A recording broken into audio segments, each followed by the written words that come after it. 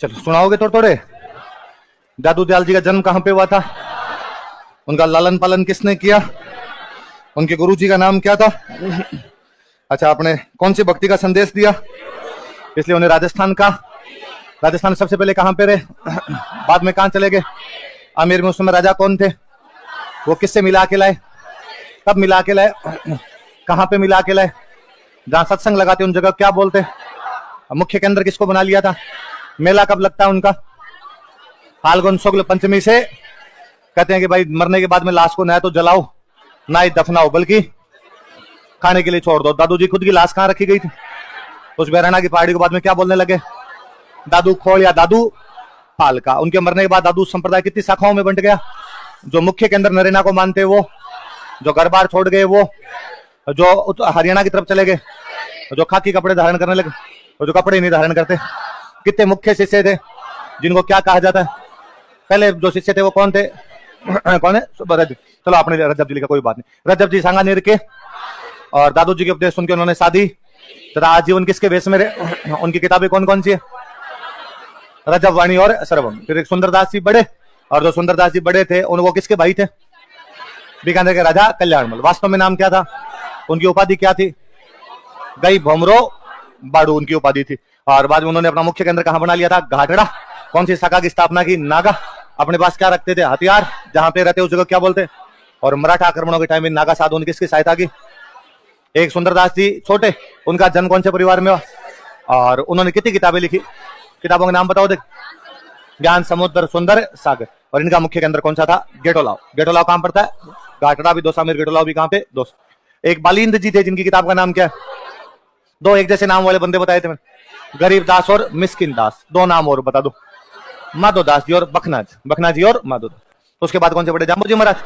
जी महाराज का जन्म स्थान, पापा का नाम और मम्मी का नाम हंसा भाई, और उनके बचपन का नाम धनराज। उनका जन्म कौन से परिवार में हुआ, हमारे राजपूत परिवार। किसका अवतार माना जाता है, विष्णु का अवतार। कौन से संत कहे जाते हैं, वैज्ञानिक संत। कौन से संत, वैज्ञानिक। आपने अनुयायियों को कितने उपदेश दिए, कौन सी जगह पे दिए, और इसलिए इनके अनुयायी क्या कहलाए, और जहां उपदेश देते उन जगह को क्या बोला करते, सांत्री। क्या बोला करते, मृत्यु कहां पर भी थी, और मुख्य केंद्र कहां पे है, वहां पे साल में 2 बार मेले लगते हैं, आश्विन की अमावस्या और फाल्गुन की अमावस्या, क्या लगते हैं वहां पे मेले।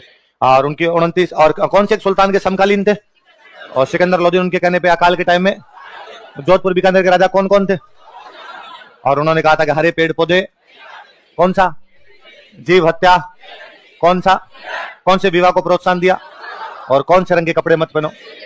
इतनी बातें पढ़ी, लिख लो। मंदिर, मुख्य मंदिर कहां कहां पे, जाम्बू जी महाराज के मंदिर का है।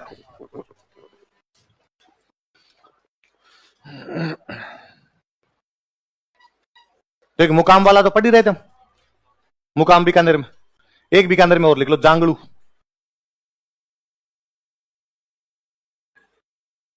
एक जाम्बा, एक रामड़ावास, ये जोधपुर में, और मुकाम जांगलू बीकानेर में, नीचे वाले दोनों जोधपुर में।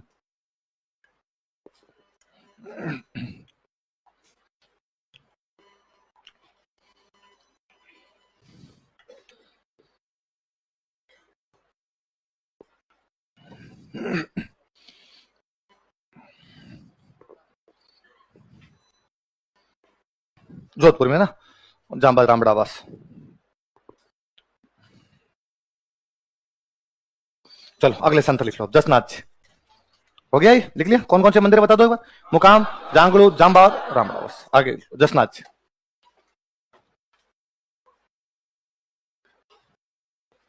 वही थोड़ी मैं बातें लिखता हूं, वो लिख लो अपने।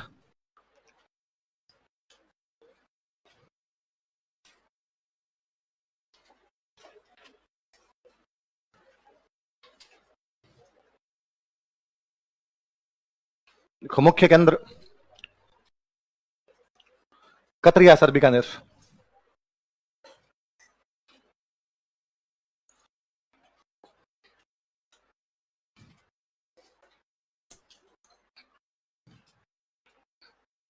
साल में 3 मेले लिखना भाई।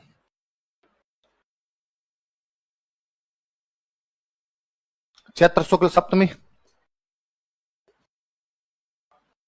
आश्विन शुक्ल सप्तमी, और माघ शुक्ल सप्तमी।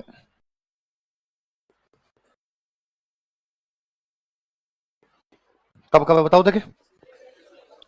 चैत्र शुक्ल सप्तमी, आश्विन शुक्ल सप्तमी और माघ शुक्ल सप्तमी।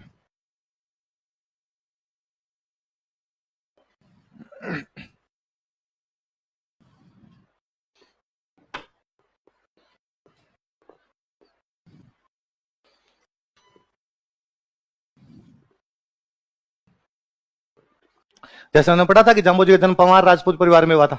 इनका जन्म जानी जाट थे ही, देख लो, इनका जन्म एक जानी जाट परिवार में हुआ था। ही बोर्न इन जानी जाट फैमिली। इनका जन्म जानी जाट परिवार में हुआ था। ही बोर्न इन जानी जाट फैमिली। कतरिया सर बीकानेर में जगह ना, कतरिया सर।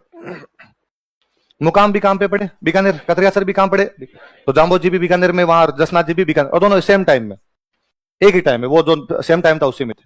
वहीं बीकानेर में कतरिया सर के पास में एक जगह पड़ती गोरखमालिया। कौन सी जगह थी? ये तो देखो सुनो, ये जिनके पीछे भी नाथ लगा हुआ रहता ना, इनके सबके गुरु गोरखनाथ है। सबके गुरु कौन है? तो बात जसनाथ जी जहां पर रहते उस जगह का नाम क्या पड़ गया? गोरखमालिया। इस गोरखमालिया नाम की जगह पे 1500 ईस्वी में जाम्बोजी और जसनाथ जी की मुलाकात हुई। तो जाम्बोजी और जसनाथ जी कौन सी जगह मिले? कब मिले? देखो 1500 ईस्वी में, इन 1500 AD। 1500 ईस्वी में, इन 1500 AD, गोरखमालिया नामक स्थान पर, बीकानेर में वही जगह गोरखमालिया नामक स्थान पर, एट पैलेस नेम्ड गोरखमालिया।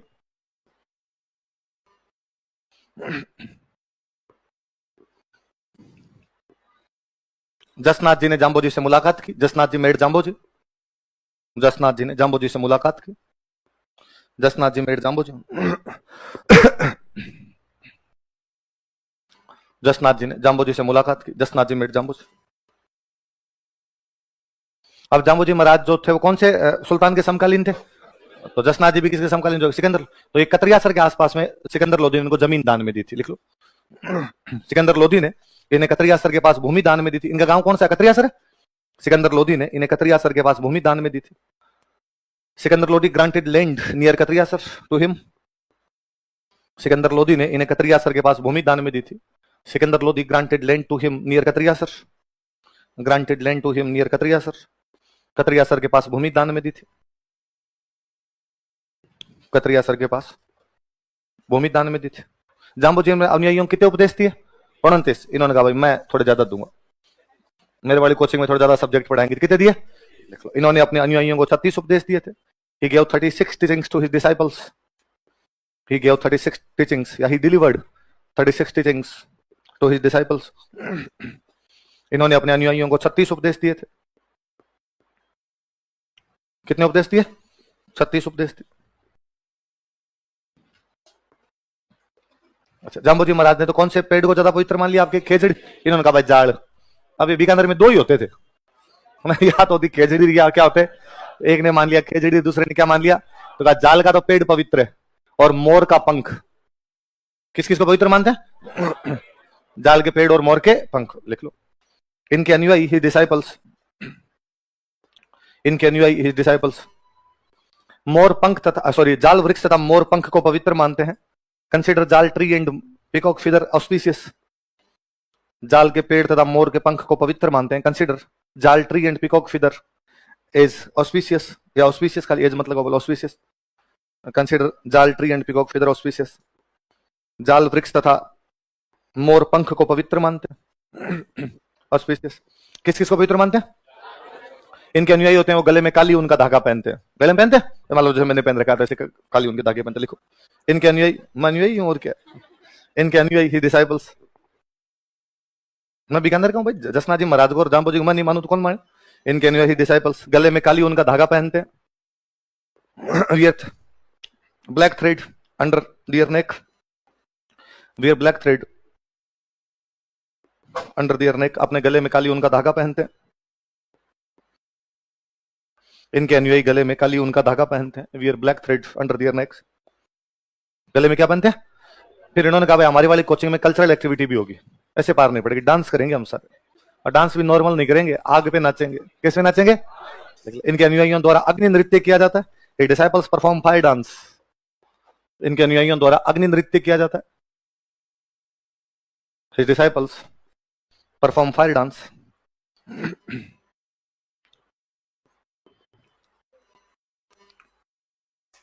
कतरिया सर में समाधि ली थी, बहुत यंग एज में, 24 साल की उम्र में ऐसे में समाधि ले गए थे। तो वहां पे इनकी तो पूजा होती है, साथ में इनकी पत्नी की भी पूजा की जाती है। इनकी पत्नी का नाम था कालल दे। क्या नाम था? लिख लो। इनकी पत्नी कालल दे की भी पूजा की जाती है। इनकी पत्नी कालल दे की भी पूजा की जाती है। His wife Kalal they is also worshipped. इनकी पत्नी कालल दे की भी पूजा की जाती है। His wife Kalal they is also worshipped. इनकी पत्नी कालल दे की भी पूजा की जाती है। His wife Kalal they is also worshipped. पुस्तक लिख लो भाई, दसनाथी संप्रदाय, दसनाथ जी का संप्रदाय हुआ तो क्या हो गया? दसनाथ। लिख लो प्रमुख ग्रंथ, मेन टेक्स्ट। एक बुक का नाम है सिंबुदड़ा, एक बुक का नाम है कोडा।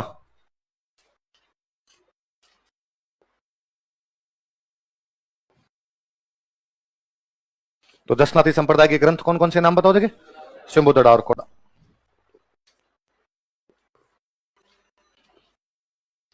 क्या क्या नाम बताओ देखिए? एक बात मैं जब हिस्ट्री पढ़ाता हूं तो मैं बताता हूं कि बीकानेर का एक जो राजा था, उनके आशीर्वाद से राजा बना था। बताओ देखिए? लूणकरण। कौन बना था? और मैंने तब भी बातें कही बोली थी कि इसलिए बीकानेर में जब राजा लूणकरण के आशीर्वाद से बना था, लूणकरण सॉरी दसनाथी के आशीर्वाद से लूणकरण बना था, तो लूणकरण के बाद में जितने राजा बने, वो बीकानेर में कोई भी बिल्डिंग बनाते वो जाल के पेड़ के नीचे बनाते। किसके पेड़ के नीचे बनाते? तो इसलिए बीकानेर में जो सिक्के डाले गए थे, बीकानेर के जो सिक्के हुआ करते, उन सिक्कों पे जाल का पेड़ होता।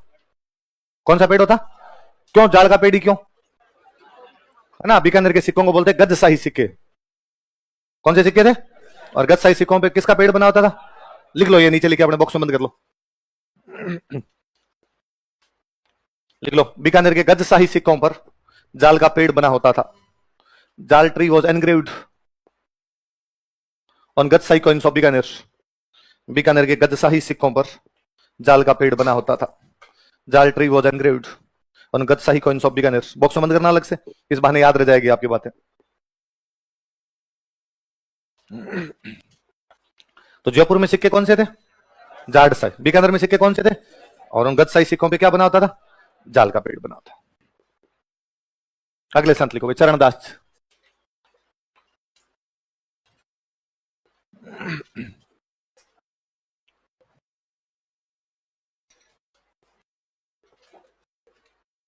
वही थोड़ी सामान्य जानकारियां लिखो देखे।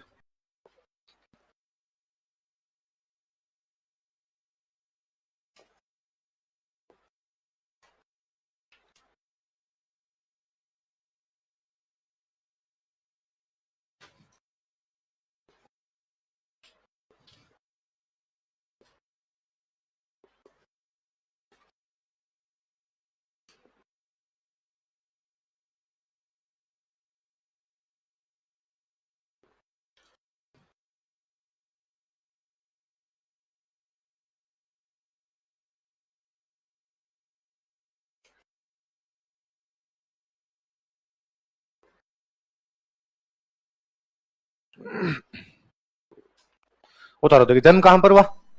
देहरा। कहां पर पड़ता है? पिताजी का नाम मुरलीधर, मम्मी का नाम कुंजो भाई, बचपन का नाम, गुरुजी का नाम।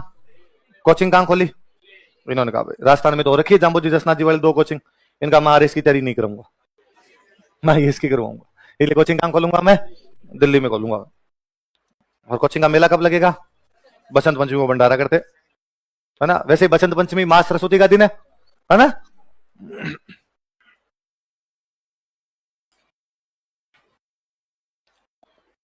उतार लिए? दोबारा बताओ देखे, जन्म कहां पर हुआ? पिताजी का नाम, मम्मी का नाम, बचपन का नाम, गुरुजी का नाम, मुख्य केंद्र, मेला कब लगता है? बसंत। जाम्बोजी ने अपने अनुयायियों को कितने उपदेश दिए? जसनाथ जी महाराज ने। अब आईएएस में तो ज्यादा है ना सिलेबस थोड़ा, 42 दिए। कितने दिए? देखो, इन्होंने अपने अनुयायियों को 42 उपदेश दिए। He gave 42 teachings of his disciples. He gave 42 teachings of his disciples. इन्होंने अपने अनुयायियों को 42 उपदेश दिए। कितने उपदेश दिए?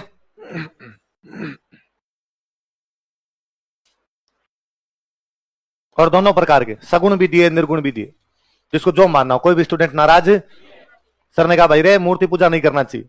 आप जैसा कोई खड़ा होकर सर बिना मूर्ति के मतलब ही, हाँ रे भाई रे कर लिया करो, है ना। कोई भी स्टूडेंट वापस कोचिंग से जाना, लिख लो। इन्होंने निर्गुण तथा सगुण दोनों प्रकार की भक्ति का संदेश दिया। ही गिव मैसेज ऑफ बोथ निर्गुण एंड सगुण भक्ति। इन्होंने सगुण तथा निर्गुण दोनों प्रकार की भक्ति का संदेश दिया। ही गिव मैसेज ऑफ बोथ निर्गुण एंड सगुण भक्ति। इन्होंने निर्गुण तथा सगुण दोनों प्रकार की भक्ति का संदेश दिया। जाती रही भावना जैसी, जिसको जो मानना हो वो मान। अच्छा, बसंत पंचमी को आप छोटे स्कूलों में पढ़ते थे, छोटे जब स्कूलों में पढ़ते, कैसे रंग के कपड़े पहन पहन के जाते?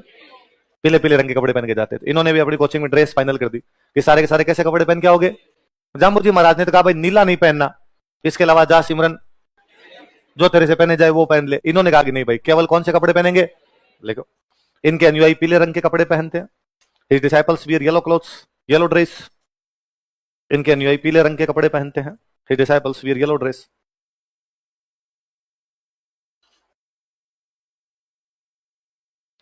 अब यदि सगुण भक्ति करेंगे तो फिर तो कौन से भगवान को मानना पड़ेगा? कौन से भगवान को मानते हैं? तो भगवान कृष्ण को मानते थे। किसको मानते थे? वैसे अलवर भरतपुर साइड के जो भी होंगे ज्यादा किसको मानेंगे? भगवान कृष्ण ज्यादा है भाई, वहां पे मथुरा पास में लग जाता है उधर। भगवान कृष्ण को मानते और ये मानते कि इस दुनिया में पुरुष एक ही है, भगवान कृष्ण, बाकी सब लेडीज है, बाकी सब महिलाएं हैं। इसलिए भगवान कृष्ण पुरुष है और अपने सब भगवान कृष्ण की गर्लफ्रेंड है, सखियां। क्या है? तो भगवान कृष्ण की पूजा किस भाव से करते? सखी भाव से। किस भाव से? लिख लो।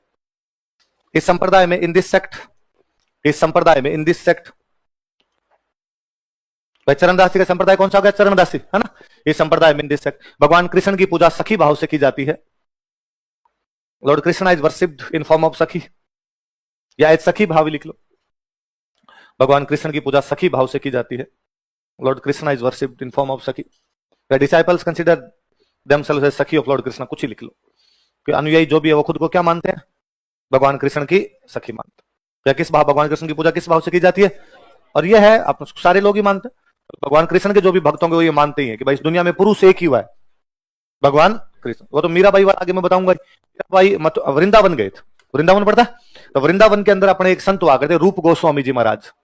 कौन संत है? तो वहां रूप गोस्वामी जी महाराज के पास में गए। तो रूप गोस्वामी जी महाराज ने उन दिनों में कसम ले रखी थी कि मैं किसी भी महिला से मिलूंगा नहीं। तो मीराबाई जब वहां गए तो उन्होंने कहा भाई महंत जी को कहो आगे पूजा करे। वो मेवाड़ की रानी थी भाई। तो महंत जी ने कहा भाई मीराबाई को जाके कह दो कि मैंने कसम ले रखी है कि मैं जब महिलाएं रहेगी तब मंदिर में नहीं आऊंगा। तो मीराबाई ने कहा कि भाई ठीक है, उनकी कसम का पूरा रेस्पेक्ट है, पर उनको जाके भी आप कहो कि मीराबाई की नजरों में दुनिया में पुरुष एक ही है, भगवान कृष्ण, बाकी सब मीराबाई को लेडीज ही दिखती है। इसलिए रूप गोस्वामी जी आप ही मीराबाई को तो क्या लगते हो, इसलिए आ जाओ चुपचाप आप। फिर रूप गोस्वामी जी ने आगे कहा कि दंडवत प्रणाम किया कि माते तुम कहोगे वैसे कर दूंगा मैं। तो फिर उन्होंने पूजा अर्चना की थी। तो भगवान कृष्ण की पूजा करने वाले ये मानते ही पुरुष एक ही है। वो कौन है? तो चरणदासी वाले संप्रदाय कहते हैं कि भगवान कृष्ण पुरुष है और हम सब उसकी क्या है। अरे ये बड़ा जोरदार पंगा रहता है। एक यूपी में एक डीआईजी थे कई साल पहले, डीआईजी पांडा। कौन थे? डीआईजी। और उन्होंने खुद को राधा घोषित कर दिया कि मैं क्या हूं? भगवान कृष्ण की। अब डीआईजी कितना बड़ा अधिकारी होता है, पुलिस में बहुत बड़ा अधिकारी होता है डीआईजी। अब डीआईजी साहब डेली अपने ऑफिस में साड़ी बांध के आते हैं, ऊपर मूछ नीचे लिपस्टिक। कोई ऑफिस में मिलने के लिए जाए, बाहर गेट के ऊपर कहे डीआईजी साहब से मिलना है, और कांस्टेबल बाहर खड़ा होगा, नहीं मिलो तो ठीक है, दिक्कत हो जाएगी अभी। अरे नहीं नहीं मुझे डीआईजी साहब को मिला। डीआईजी साहब आगे साड़ू के पल्ले लहराते। फिर फाइनली यूपी पुलिस ने जबरन रिटायर किया। जो उन्होंने कहा मैं मानता हूं कि भगवान कृष्ण एकमात्र पुरुष और मैं उनकी राधा हूं। तो कहा ये घर जाके मानो, आप वो राधा रुक्मणी जो बनना है ना वो घर बन, यहां आके ये नहीं करोगे चुपचाप। तो ये है ही भाई, सारे मानने लगी जाते हैं। तो ऐसा कैसे इस संप्रदाय के अंदर ही सारे के सारे खुद को क्या मानते हैं? भगवान कृष्ण की सखी। कितने उपदेश दिए थे? फिर है ना चरणदास जी महाराज पेपर आउट भी कर दिया करते, बता देते पहले स्टूडेंट को कौन कौन से क्वेश्चन आएंगे। भारत पर एक ईरान से एक राजा ने आक्रमण किया था, नादिर शाह। किसने अटैक किया था? 1739 में। कब अटैक हुआ?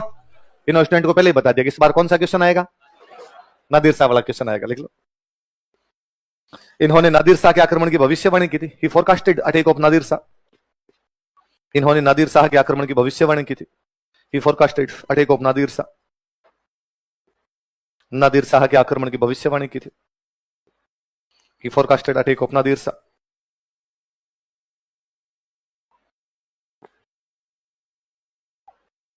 किसके आक्रमण की भविष्यवाणी की? लिख लेना कोष्टक में, 1739 में हुआ था ना।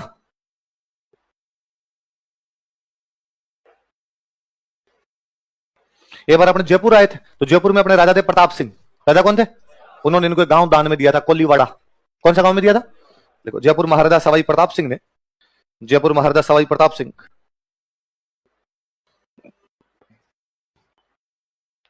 जयपुर महाराजा सवाई प्रताप सिंह ने, जयपुर महाराजा सवाई प्रताप सिंह ने इन्हें कोलीवाड़ा नामक गांव दान में दिया था। Donated village named Koliwada to him. इन्हें कोलीवाड़ा नामक गांव दान में दिया था। Donated village named Koliwada to him. इन्हें कोलीवाड़ा नामक गांव दान में दिया था।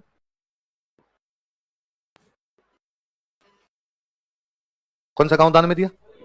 अच्छा, अलवर में, अलवर के थे तो इन्होंने अपने जो भी उपदेश दिए मेवाती भाषा में दिए। रिपीट करूं, कहां तक लिखा आपने, क्या लिखा?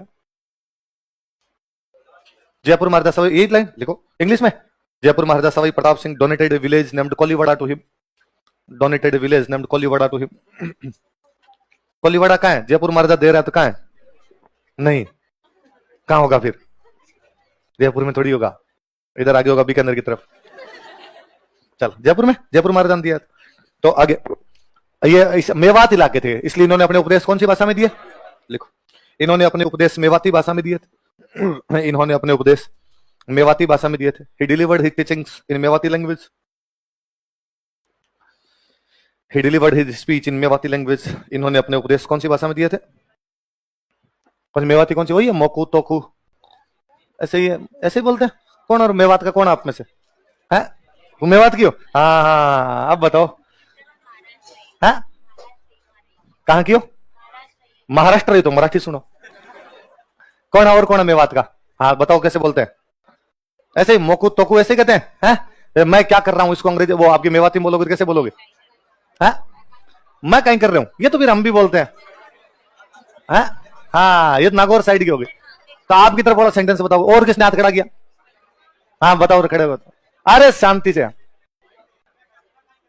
और तो ये तो हो गया तुम्हारा, कोई टिपिकल बताओ जो हम नहीं बोलते तुम ही बोलते हो। है हम्मे, हम्मे का मतलब क्या था? है अच्छा, हम्बे।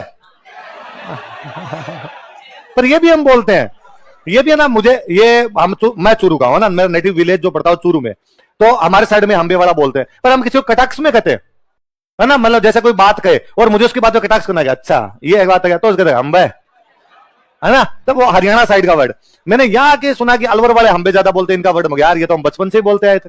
इनमें कटाक्ष में, इधर भी कटाक्ष में बोलते हैं। तो फिर हाँ नहीं मतलब हुआ, फिर उसका मतलब कटाक्ष वाला हाँ है कि भाई तू जैसा कर रहा है ये नहीं है, ये गलत बात है ना। हाँ दोनों में यूज है। अच्छा, हाँ में भी यूज ले लेते हैं और कटाक्ष में भी। बोलने के तरीके में फर्क आता होगा। ये तो हम्बा है मतलब हाँ, एक हम्बा है इसका मतलब कटाक्ष वाला। हाँ, बोलने की स्टाइल। हाँ हाँ, देखो क्या चाहिए तो क्या बोल, तो कु कहीं चाहिए। हाँ नहीं तो इधर वाले गाने बड़े जोरदार लगते हैं मेरे को तो, छोरी तेरा मेरा प्यार जल रे दुनिया। ये आपके इधर का ही है। मोकू मम्मी भी लड़े रे, मोकू पापा भी लड़े। हाँ हाँ, तो वो गाना मुझे यूं। एक और कौन सा हो, कचड़ा वाली बाड़ी में तिरछे नैन चला रही है। मैं यार थोड़ा बहुत सीखे तो सही इनकी तरफ वाले, और वो भी आपकी तरफ का ही है, मनीषा की कहीं पहचान।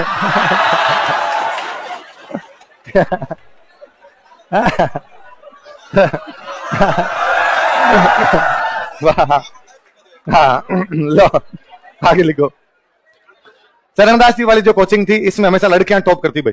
लिखो, प्रमुख शिष्याएं, प्रोमिनेंट फीमेल डिसाइपल्स। प्रमुख शिष्याएं, प्रोमिनेंट फीमेल डिसाइपल्स। लड़कियां पढ़ती थी, लड़के तो तुम्हारी तरह हो हाई करते थे। टॉपर लड़कियां थी दयाबाई, और दयाबाई ने भाई 2 बुक लिखी। ये याद रखना ना, ये 2016 के प्री का क्वेश्चन है। दया बोध और विनय मलिका।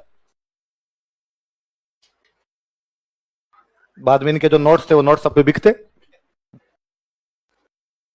एक थे सहजो भाई,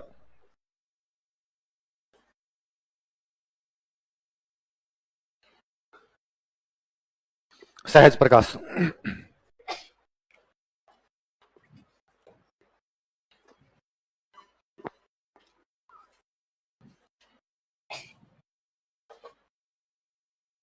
दया भाई की बुक का नाम बताओ देखिए। दया बोध और विनय मलिका। सहजो भाई की, अब मुझे ये नॉर्मल बताओ आप कॉमन सेंस के आधार पे, ये बुक्स कौन सी भाषा में रही होगी? मेवाती। वो इलाका, उस इलाके में सारे उपदेश मेवाती में, तो बुक्स वगैरह भी कौन सी भाषा में रही? मेवात। आगे चले। तो ये क्वेश्चन था 2016 वाले में कि दयाबाई कौन से संप्रदाय से जुड़ी हुई थी? कौन संप्रदाय से थी? चरणदासी संप्रदाय। चलो आगे लिखो, लालदास जी। तो लालदास जी का संप्रदाय कौन सा हो जाएगा? लालदास।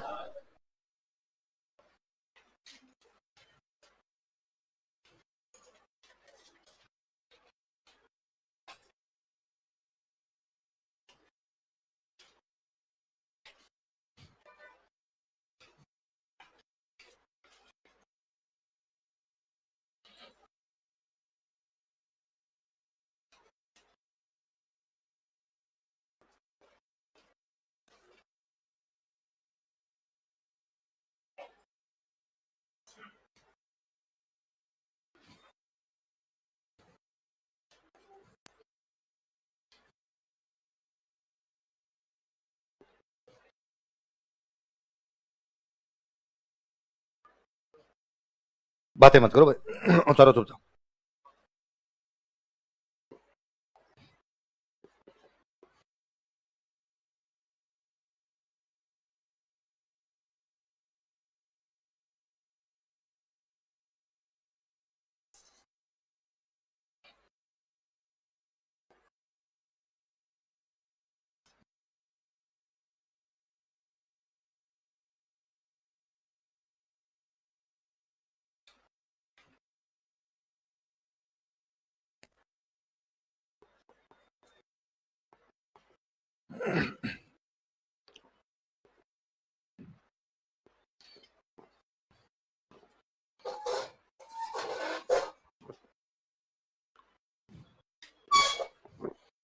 बताओ, देखिए जन्म कहां पर हुआ?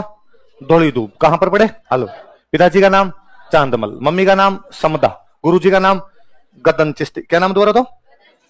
समाधि कहां पर इनकी? शेरपुर भी कहां पे? आलो। फिर मुख्य केंद्र कहां पे? नंगला जाज। कहां पे? नंगला जाज वही जहां देव बाबा का मंदिर पड़ा। और साल में 2 बार मेले लगते हैं। कब कब है? आश्विन शुक्ल एकादशी और माघ पूर्णिमा। आश्विन शुक्ल एकादशी का मतलब तो हो गया दशहरे के अगले दिन, है ना। और माघ पूर्णिमा का मतलब हो गया विनेश्वर मेला। विनेश्वर मेला लगता है उस दिन, तो 2 याद रख लेना।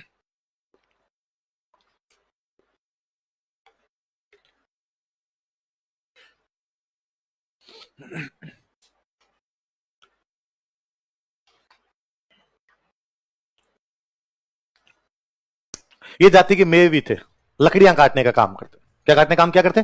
तो मेव जाति के लकड़हारे थे। मेव जाति के, लिख लो, यह मेव जाति के लकड़हारे थे। He was a wood cutter of Meo community. यह मेव जाति के लकड़हारे थे। He was a wood cutter of Meo community. Meo जाति के लकड़हारे थे। अच्छा, खुद मेव भी थे, इसी अलवर वाले इलाके में रहे, तो मेवात इलाके में इनका प्रभाव ज्यादा होगा। तो मुझे याद एक बार क्वेश्चन था, इनमें से कौन से संत का मेवात में प्रभाव ज्यादा था? और चरणदास जी और लालदास जी दोनों नाम दे रखे, दोनों ही मेव ही थे, सॉरी मेवात इलाके के थे। पर चरणदास जी बाद में दिल्ली की तरफ चले गए, ये यहीं रहे, तो इनका प्रभाव यहाँ पे थोड़ा ज्यादा था। लिख लो, मेवात क्षेत्र में इनका प्रभाव अधिक था। He had more dominance in Mewat area. Mewat क्षेत्र में इनका प्रभाव अधिक था। He had more dominance in Mewat area.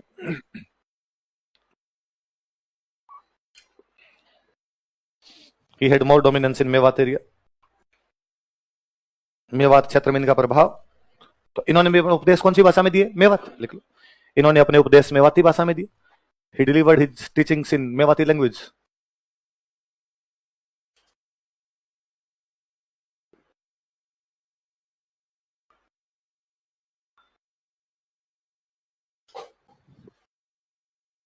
इनके एक बेटे थे, उनका नाम था कुतुब खां।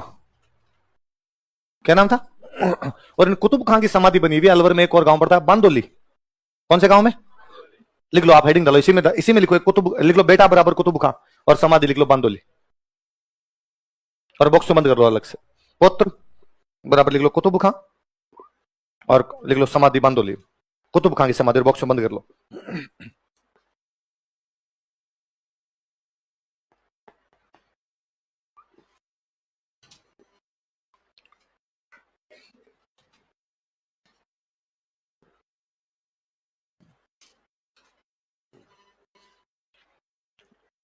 कुतुब खां की समाधि कहां पर है? कुतुब खां कौन था? लालदास जी के बेटे। अगले लिखो हरिदास।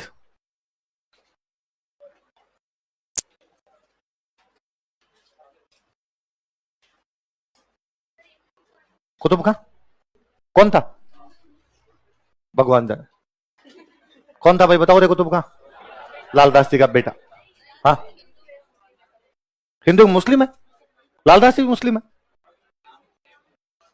मैंने ये देखो मैं वापस बताता हूं, ये जो मेवों वाला इलाका है ना, मेवात वाला इलाका है, ये सारे के सारे पहले हिंदू थे, बाद में कन्वर्ट हुए, इस्लाम में कन्वर्ट हुए। इसलिए खूब सालों तक मेव इलाके की कल्चर पूरी हिंदुओं जैसी पड़ी थी।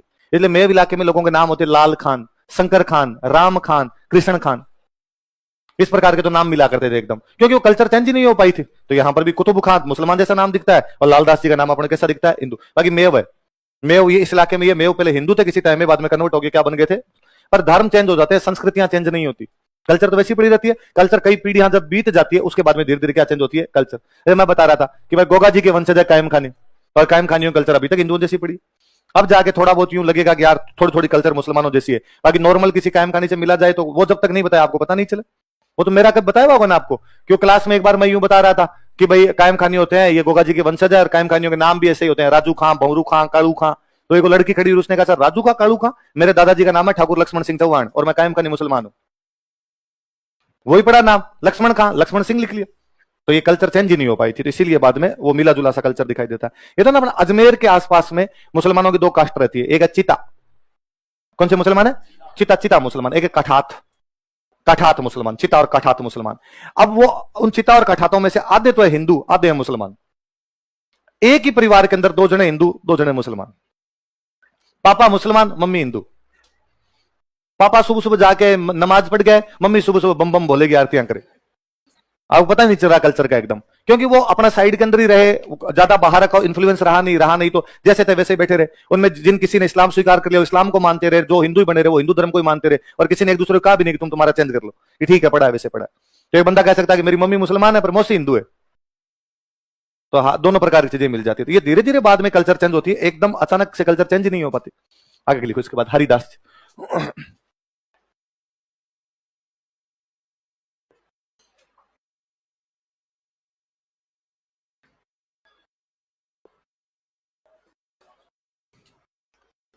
तो अपने एक स्टूडेंट आता था पहले, अभी कोचिंग के बाद दिख जाता अकबर। तो पापा का नाम, ताऊ जी के नाम वो सब देखे तो वो नाम वैसे मिलते हैं उसके, रणजीत, राकेश, रणवीर, ताऊ जी के नाम वैसे कृष्ण, राम, उस पर का नाम। तो मैं उसको हंसा एक दिन कि यार ये थे पीछे वाले नाम तो इस प्रकार के, राकेश, रणजीत, रणवीर, तेरा नाम एकदम ये आ गया अकबर। उसने कहा इस्लाम मेरे वाली पीढ़ी में जाके आया है, पहले वाली तक में नाम वैसे नहीं आए थे, धर्म आया था, मेरे वाले में जाके नाम भी वैसे आने लग गए। तो वास्तविक नाम क्या है इनका, हरि सिंह साहब। लिखो जन्म स्थान,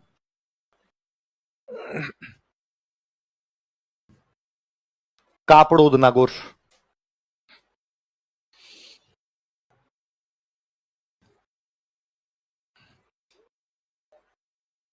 कापड़ोद मुख्य केंद्र डीडवाना के अंदर इनकी समाधि है, जिस जगह का नाम है गाडा।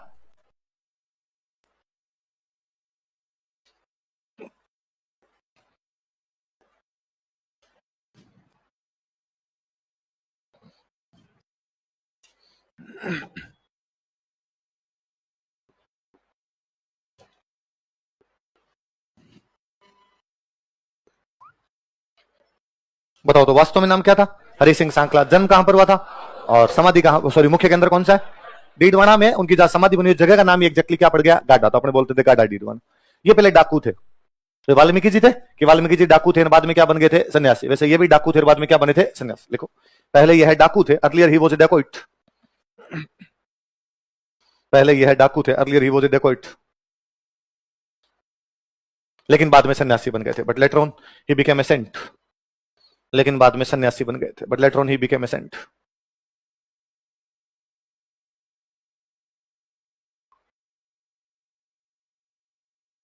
बाद में क्या बन गए थे, सन्यासी बन गए। तो कौन, अरे हरिदास। दोनों प्रकार की भक्ति के संदेश दिए, सगुण का भी दिया और निर्गुण का। लिख लो, इन्होंने सगुण तथा निर्गुण भक्ति का संदेश दिया,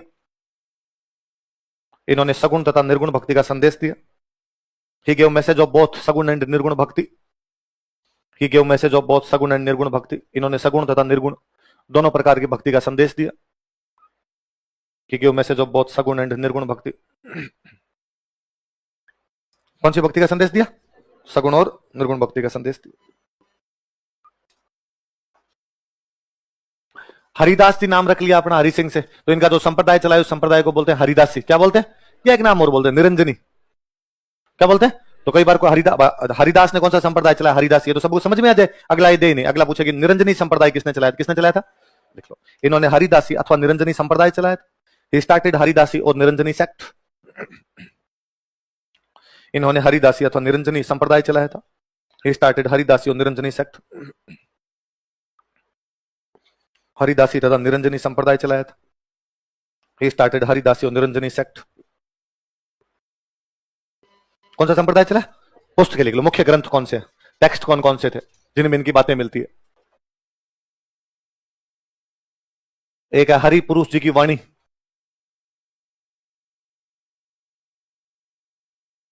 एक है मंत्र राज प्रकाश,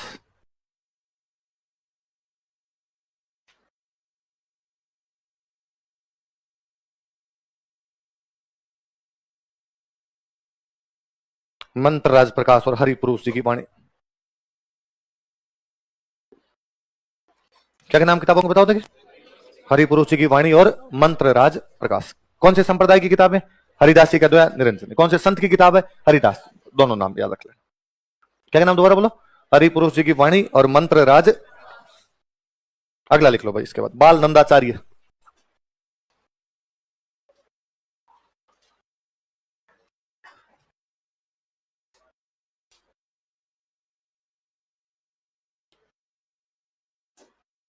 बाल नंदाचार्य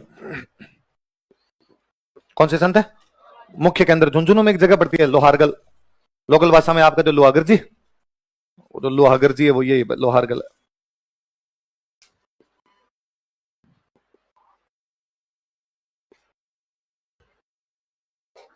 ऐसा कहते हैं कि पांडव अपने अज्ञातवास के दौरान यहां पर आते हैं, अपने हथियार गलाते हैं। यहां पर लोहा गलाया था, इसलिए जगह का नाम क्या पड़ गया?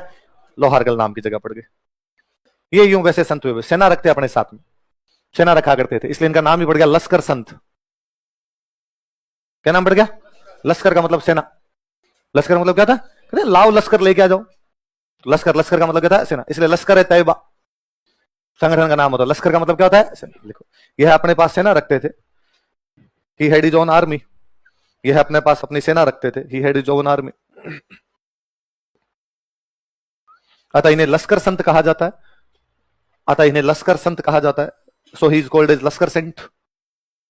अतः इन्हें लश्कर संत कहा जाता है। सो ही is called as Lashkar Saint. क्या कहा जाता है इन्हें? क्या किया भाई सेनाओं का? तो कहते ये औरंगजेब के समकालीन थे। औरंगजेब उस समय मूर्तियां तोड़वा रहा था, तो इन्होंने 52 मूर्तियां बचाई थी। कितनी मूर्तियां बचाई? लिख लो, इन्होंने औरंगजेब के खिलाफ 52 मूर्तियां बचाई थी। He protected 52 idols against Aurangzeb. इन्होंने औरंगजेब के खिलाफ 52 मूर्तियां बचाई थी। He protected 52 idols against Aurangzeb. Aurangzeb के खिलाफ 52 मूर्तियां बचाई थी। He protected 52 idols against Aurangzeb. कितनी मूर्तियां बचाई औरंगजेब के खिलाफ? 52 मूर्तियां बचाई। किसके खिलाफ? औरंगजेब के खिलाफ। अच्छा, औरंगजेब के खिलाफ अपने राजस्थान में 2 बंदे बड़े तौर पे लड़े। ये तो मेवाड़ के महाराणा राज सिंह और एक मारवाड़ में दुर्गादास राठौड़। इन्होंने दोनों की मदद की, अपनी सेना भेजी। लिख लो, इन्होंने अपनी सेना भेजकर मेवाड़ महाराणा राज सिंह तथा मारवाड़ के दुर्गादास राठौड़ की औरंगजेब के खिलाफ सहायता की थी। By sending his army. इन्होंने अपनी सेना भेजकर, बाई सेंडिंग हिज आर्मी, इन्होंने मेवाड़ महाराणा राज सिंह तथा मारवाड़ के दुर्गादास राठौड़ की औरंगजेब के खिलाफ सहायता की थी। He helped Mewar Maharana Raj Singh and Durgadas Rathore of Marwar against Aurangzeb. इन्होंने मेवाड़ महाराणा राज सिंह तथा मारवाड़ के दुर्गादास राठौड़ की सहायता की थी। He helped Mewar Maharana Raj Singh and Durgadas Rathore of Marwar against Aurangzeb. Raj Singh तथा मारवाड़ के दुर्गादास राठौड़ की औरंगजेब के खिलाफ सहायता की थी। किसके खिलाफ सहायता की? औरंगजेब के खिलाफ। किसकी सहायता की? दुर्गादास राठौड़ और राज सिंह तो मेवाड़ के, दुर्गादास राठौड़ मारवाड़। कैसे सहायता की उनकी? सेना भेज के। सेना रखते इसलिए क्या कहलाते हैं? और उस सेना से और क्या बचाई थी?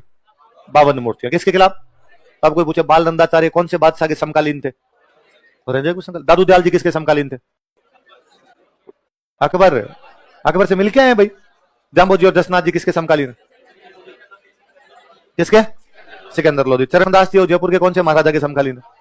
प्रताप से। किसके? प्रताप। चलो अगले संत लिखो इसके बाद, संत माउत जी।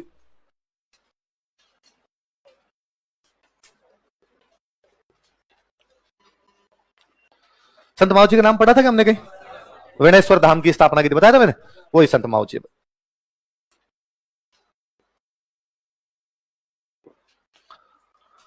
मुख्य के अंदर साबला डूंगरपुर।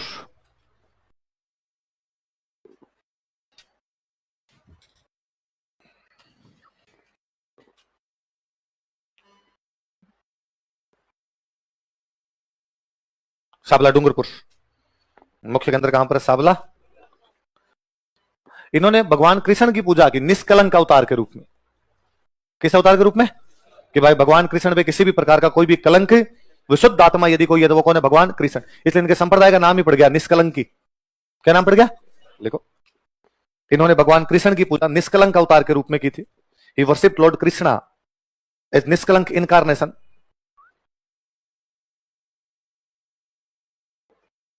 इन्होंने भगवान कृष्ण की पूजा निष्कलंक अवतार के रूप में की थी। He worshipped lord Krishna as Nishkalank incarnation.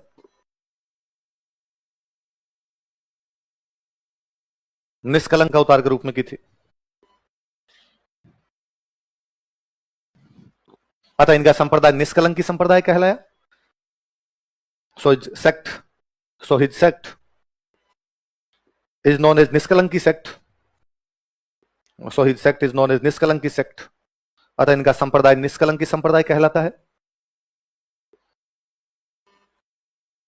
संप्रदाय क्या कहलाता है इनका? निष्कलंकी संप्रदाय कहलाता है।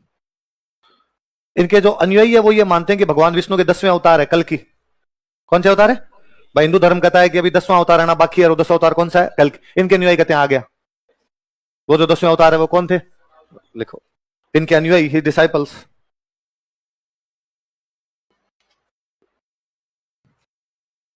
इन्हें भगवान विष्णु का कल की अवतार मानते हैं। कंसिडर हिम कल की इनकारनेशन ऑफ लॉर्ड विष्णु। इन्हें भगवान विष्णु का कल की अवतार मानते हैं। कंसिडर हिम कल की इनकारनेशन ऑफ लॉर्ड विष्णु। इन्हें भगवान विष्णु का कल की अवतार मानते हैं। कंसिडर हिम कल की इनकारनेशन ऑफ लॉर्ड विष्णु। इन्हें भगवान विष्णु का कल की अवतार मानते हैं। क्या मानते हैं इनको? भगवान विष्णु का कल की अवतार। कौन? अच्छा, इनका मुख्य केंद्र कौन सा है? साबला कहां पड़ता है? डूंगरपुर बांसवाड़ा वाला इलाका क्या कहलाता है? वागड़। इसलिए वहां की भाषा कौन सी होगी? वागड़ी। तो इन्होंने अपने भगवान कृष्ण के जो भी उपदेश दिए होंगे कौन सी भाषा में दिए? इन्होंने अपने उपदेश वागड़ी भाषा में दिए थे। He delivered his teachings in Wagdi language. इन्होंने अपने उपदेश वागड़ी भाषा में दिए थे। He delivered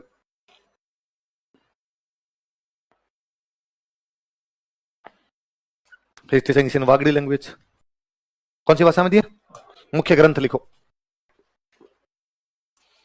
Chopra. क्या नाम है ग्रंथ का? 5 भागों में है। प्रेम सागर, मेघ सागर ग्रंथ टेक्स्ट, शाम सागर, रतन सागर, अनंत सागर।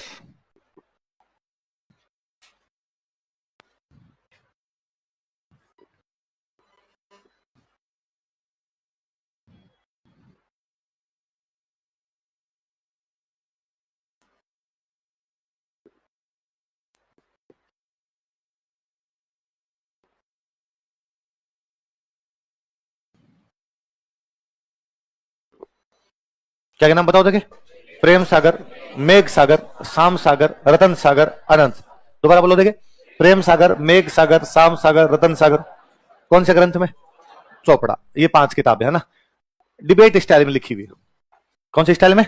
एक पूछ रहा है कुछ, दूसरा जवाब दे रहा है, फिर वो उसका वापस आर्ग्यू कर रहा है, वो उसका वापस रिप्लाई कर रहा है। वाद विवाद शैली में लिखी हुई। दीपावली पे निकालते हैं इनको। कब निकालते हैं? और दीपावली पे निकाल के इनके उपन्यास पढ़े जाते हैं। और कहा जाता है कि इन किताबों में भविष्यवाणियां है। क्या है? कि भाई अगले 1 साल में क्या क्या होगा इन किताबों में लिखा हुआ। कि भाई वो जब पन्ने बांधते तो आगे वाले टाइम के, भाई इस साल बरसात होगी कि नहीं होगी, इस बार जो है वो कोई बीमारियां आएगी कि नहीं आएगी, कोई राजनीतिक घटनाक्रम में बड़े चेंज तो नहीं होंगे, आर्थिक क्या मामला रहेगा, इस प्रकार की भविष्यवाणी इन किताबों में। कहा तो यहां तक जाता है कि इनमें 3rd वर्ल्ड वॉर के बारे में लिखा हुआ है। किसके बारे में लिखा हुआ है? आपके पेपर के बाद होगा, तो आप तो पढ़ाई कर ही लेना। कहीं आ जाते आप सोचोगे वर्ल्ड वॉर तो होगा ही। तो लिखो। यह पुस्तक वाद विवाद शैली में लिखी गई है। This book is written in debate style.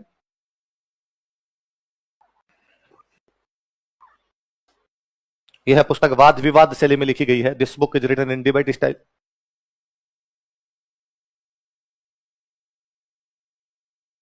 इसे दीपावली के दिन पढ़ा जाता है, it is read on Deepawali. इसे दीपावली के दिन पढ़ा जाता है, it is read on Deepawali. इसे दीपावली के दिन पढ़ा जाता है, it is read on Deepawali.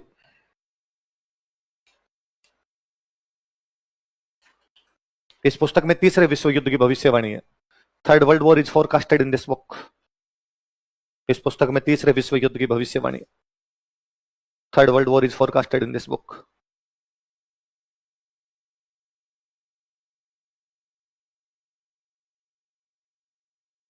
कौन से विश्व युद्ध की भविष्यवाणी है? तीसरे विश्व युद्ध की भविष्य। ठीक है। कौन है वागड़ का, कौन है आप में से जो जानता हो माऊजी महाराज को? जिनको माऊजी महाराज के बारे में पता है, बताओ क्या क्या भविष्यवाणी है? हाँ? वो जो बुक में लिखा वास्तव में हो रहा है? जैसे उन्होंने क्या कहा था? दूरी, दूरी दीवा लगे। दूरी का मतलब क्या होता? अच्छा रस्सी, दूरी। अच्छा दूरी दीवा लगेगा, रस्सियों के ऊपर जो दिए जले जाएंगे तो लाइट्स आ गई, बल्ब आ गए आपके। अच्छा और क्या कहा? और याद? और बताओ, और याद नहीं? और कोई दूसरा? हाँ हवा में बात होती, उसको वागड़ी में बोलो, ये तो मेरे को पता हवा में बात होती, उन्होंने कहा था वायरो वाता करे। वायरो मतलब हवा, वायरो वजन है, वाता करे मतलब हवा के माध्यम से क्या होगी बात। मोबाइल लेके घूम रहे हो आप, हवा के माध्यम से बात हो रही। और गाय के लिए, उस गाय के ऊपर हमेशा परछाई बनी रहती है। कहां है गाय वो? अच्छा ठीक है। और कोई? हाँ साल में एक बार एक ही पेज पढ़ते हैं। अच्छा उससे अगले घटनाक्रम कर बता देते हैं। और कोई? किसी को माऊजी महाराज के बारे में बताओ। कोई स्टूडेंट मुझे दिन बता रहा है सर इसमें लिखा हुआ है ये दिन गुजरात से एक आदमी आएगा और पूरी दुनिया में छा जाएगा, तो इसमें पहले लिख दिया था गांधी जी। आपका दिमाग यहां क्यों चल रहा है? गांधी जी ज्यादा पॉपुलर हुए यार। हाँ पूरी दुनिया में छाने वाले आदमी तो कौन थे? गांधी जी थे। तो गांधी जी के बारे में भी इसमें लिखा हुआ है। तो हाँ इसमें कोरोना के बारे में भी है कि बीमारी आएगी। आप कोरोना नाम नहीं लिखा, नाम आपने अब दिया कोरोना, और बीमारी बीमारियां सब है इसके अंदर। चलो हाँ हाँ नहीं नहीं ये हाँ प्रॉब्लम है तो सॉल्यूशन नहीं। हाँ हाँ वो खुद ढूंढो। अंग्रेज नहीं लेके गए, ये जो लास्ट वाला चोपड़ा आनंद सागर ये बाजीराव ले गया था, मराठी ले गए। ये जो किताब है मराठी ले गए थे। चलो अन्य के अंदर लिखो, और कौन कौन से के अंदर इनके? हाँ एक बार में सारे पेज नहीं पढ़ते, दोस्त लग जाता है। तू सारे सब्जेक्ट एक साथ पढ़ लेती है बेस्ट। लिखो अन्य के अंदर शेषपुर और पुंजपुर।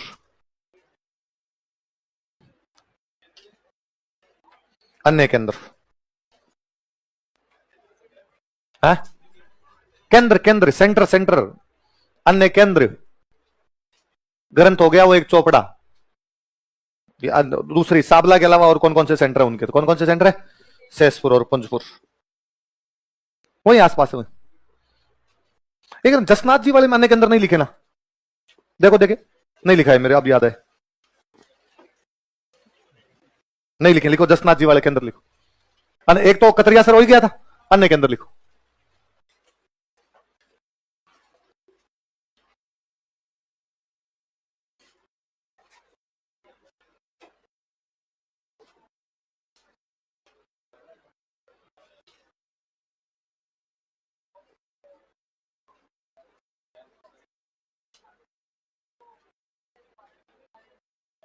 ऊपर वाली चारों जगह बीकानेर में, लास्ट वाला पांचला सीधा नागौर में। हाँ जगह नहीं छोड़ी थी आपने, तो कंजूस होंगे बाप होता आप। 2 रजिस्टर बचा के आप पापा को जो पैसे गिफ्ट करोगे, आपकी पीढ़ियां याद रखेगी उनको। अभी तुम इसमें और लिखूंगा 4 लाइन आज तो तुम, अब मेरे और याद आ रही है, वरना नहीं लिखवाता तो पक्की लिखवाऊंगा।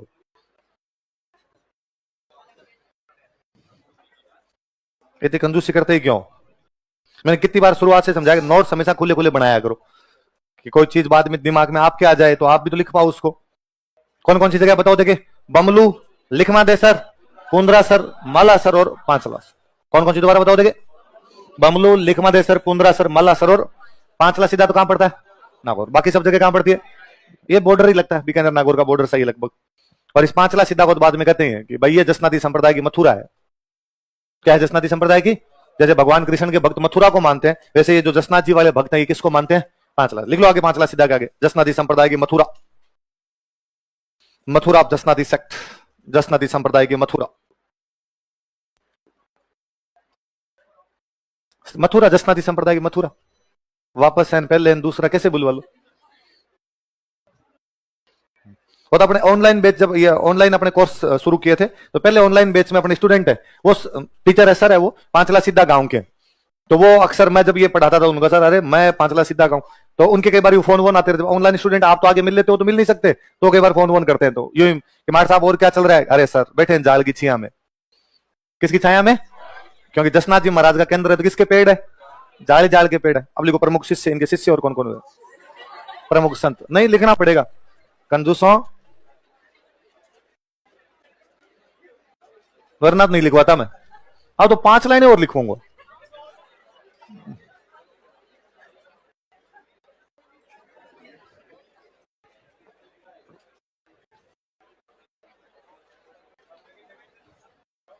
जगह मुझे नहीं पता कहां से निकालोगे।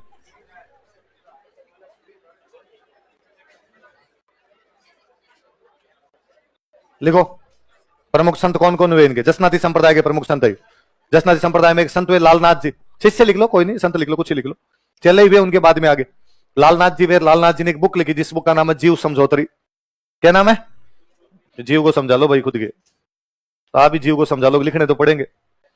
हाँ कैसे लिखो बोले, बाइन हावरे जानो तो पड़ी, राजी मत जावे रोन जावे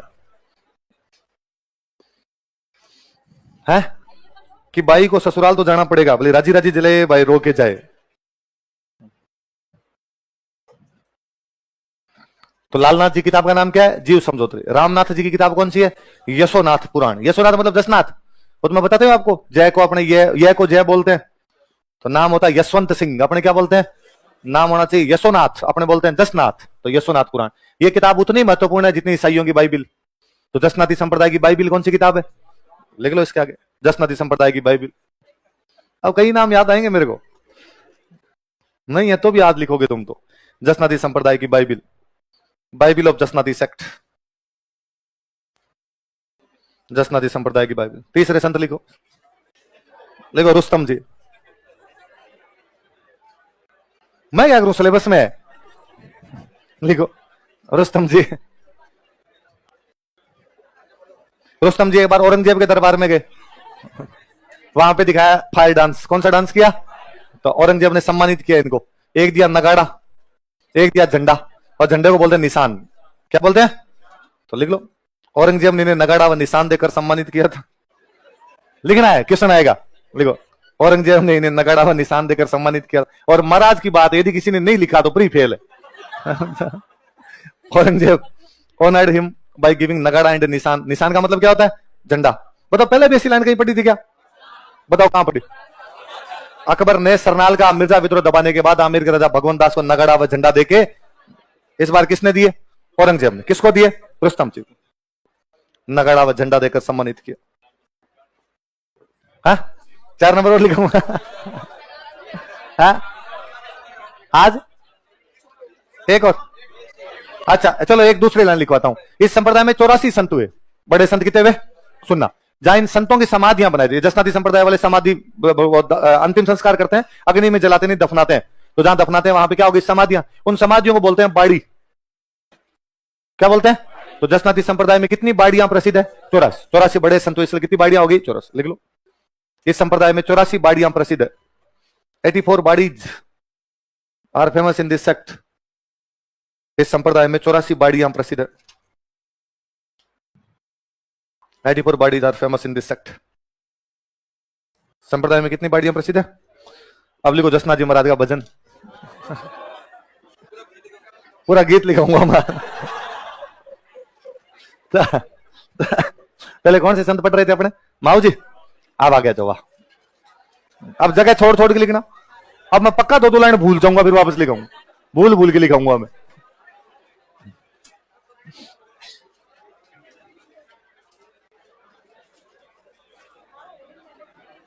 लिखो संत पिंपा।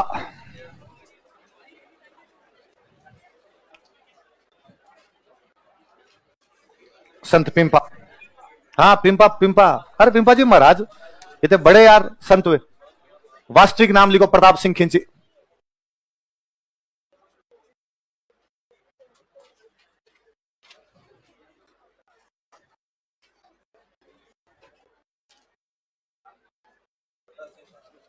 लिखो वास्तविक नाम प्रताप सिंह खिंची। झालावाड़ में जब गागरोन, तो ये गागरोन के राजा थे। वास्तविक नाम प्रताप सिंह खिंची नीचे लिखो, यह गागरोन के राजा थे। He was king of Gagron. यह गागरोन के राजा थे।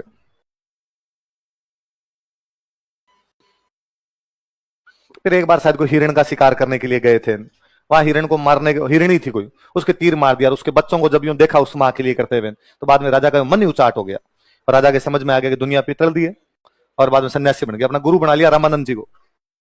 किसको गुरु बनाया? लिख लो, गुरु रामानंद जी। रामानंद जी भारत के बहुत बड़े संत हुए, है ना। उत्तर भारत में भक्ति आंदोलन शुरू किसी संत ने किया था। संत कौन से हुए थे? तो अपना गुरु किसको बना लिया इन्होंने? रामानंद, गुरु रामानंद जी। तो पहले तो एक बार रामानंद जी से काशी रहते थे रामानंद जी, वहां जाके मिलके वापस आ गए। फिर रामानंद जी गए हुए थे द्वारिका। कहां गए हुए? द्वारिका से वापस जब जा रहे थे तो इन्होंने कहा साहब गागरोन पधारो, मेरा घर है यहाँ पे। तो गागरोन आए। तो गागरोन तो पहले तो राजा ही थे, सन्यासी बन गए, मतलब ये जीव हत्या करनी बंद कर दी, पर राजा वाले पद पर बैठे हुए थे। बाद में एक बार रामानंद जी जब यहाँ द्वारिका से गागरोन आए, तब बाद में पति पत्नी दोनों ने संन्यास धारण किया, घर बारी छोड़ दिए। बाद में तो पूरी तरीके से सन्यासी बन के रहे थे। इनकी रानी का नाम था सीता। क्या नाम था? तो या तो भगवान राम के साथ में सीता जी चले गए थे, या प्रताप सिंह के साथ में ये वाले सीता चले गए थे। और अपने छोटे भाई को राजा बना दिया था। छोटे भाई का नाम था अचलदास खिंची। क्या नाम था? अचलदास खिंची। तो मुझे याद एक बार क्वेश्चन था कि संत पिंपा और अचलदास खिंची में आपस में क्या रिश्ता है? भाई भाई, है ना। लिखो, देखो, द्वारिका यात्रा के दौरान, ड्यूरिंग द्वारिका विजिट, द्वारिका यात्रा के दौरान, ड्यूरिंग द्वारिका विजिट, रामानंद जी गागरोन आए थे। रामानंद जी केम टू गागरोन। रामानंद जी गागरोन आए थे। रामानंद जी केम टू गागरोन।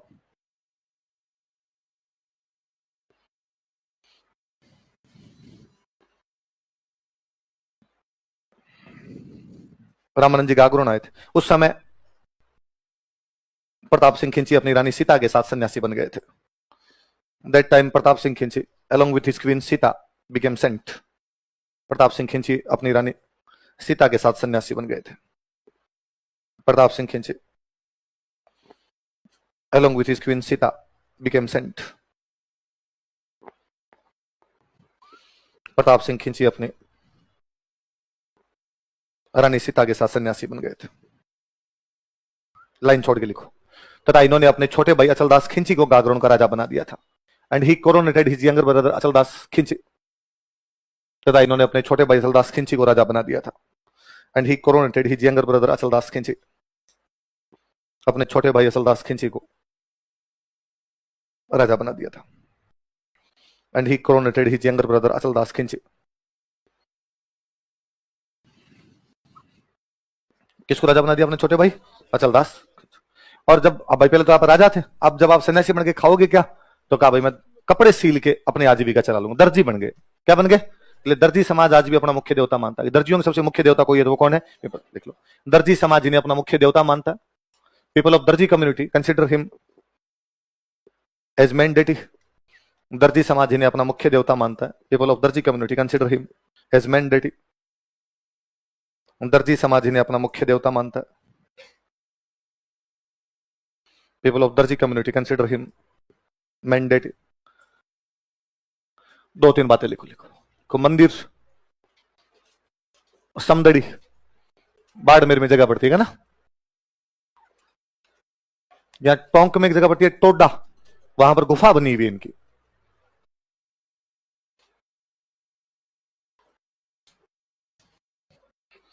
छतरी बनी हुई है। गागरोन में अंतिम संस्कार हुआ तो गागरोन में छतरी है।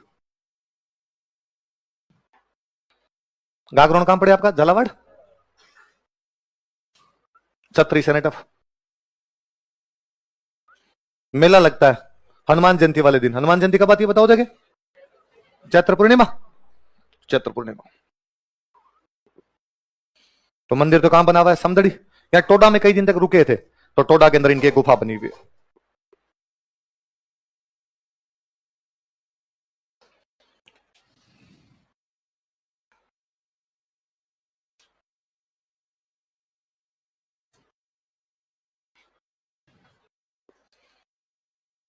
मंदिर कहां पे? समदड़ी। गुफा कहां बनी हुई है? टोडा। छतरी कहां पर बनी हुई है? गागरोन। और मेला कब लगता है? तो टोडा रुके थे, काफी दिनों तक टोडा रुके। तो टोडा का राजा हुआ करता एक सूरसेन। टोडा का राजा कौन था? वो मतलब संत पिंपा से इतना ज्यादा प्रभावित हुआ कि उसने अपना सारा धन साधु संतों में बांट दिया। वो खुद भी सन्यासी बन गया था। तो टोडा का कौन सा राजा संत पिंपा के कहने पर अपना सारा धन साधु संतों में बांट देता है और खुद भी क्या बन जाता है? सन्यासी। लिख लो, संत पिंपा के प्रभाव के कारण, due to influence of saint Pimpa, Sant Pimpa के प्रभाव के कारण, due to influence of saint Pimpa, Toda के राजा सूरसेन ने, टोडाज किंग सूरसेन, टोडा टोंक में जगह, टोडा के राजा सूरसेन ने, टोडाज किंग सूरसेन, टोडा के राजा सूरसेन ने अपना सारा धन साधु संतों में बांट दिया था। Distributed his money among cents, अपना सारा धन साधु संतों में बांट दिया था। Distributed his money among cents, अपना सारा धन साधु संतों में बांट दिया था।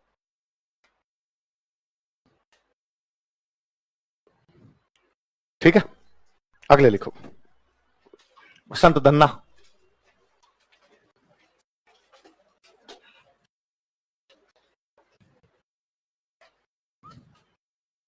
जन्म स्थान टोंक में गांव और है धुआं कला।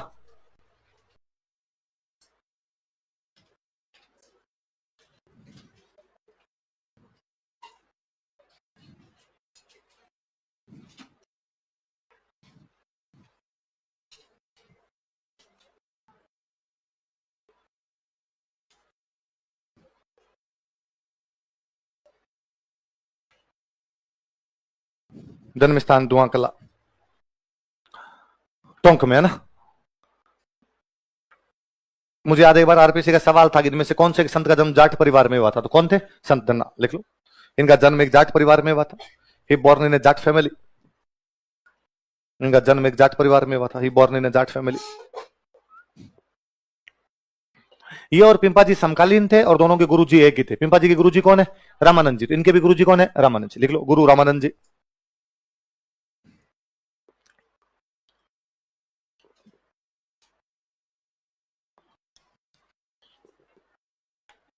कौन है गुरुजी? सुनना, देखो बात, आप हिस्ट्री पढ़ोगे तो आगे और थोड़ा क्लियर पढ़ोगे कि भारत में भक्ति आंदोलन की शुरुआत साउथ इंडिया में भी, कहां पर भी, वहां जो भगवान शिव और भगवान विष्णु के भक्त थे उन्होंने वहां पे भक्ति आंदोलन की शुरुआत की। भगवान शिव के भक्तों को बोलते हैं नयनार। क्या बोलते हैं? तीसरी आंख किसके? भगवान शिव के नयन। नयन वाले तो कौन से हो गए? नयनार। और भगवान विष्णु के भक्तों को बोलते हैं आलवार। क्या बोलते हैं? तो वहां जो नयनार और आलवार संत हुए, इन्होंने भक्ति आंदोलन की शुरुआत की।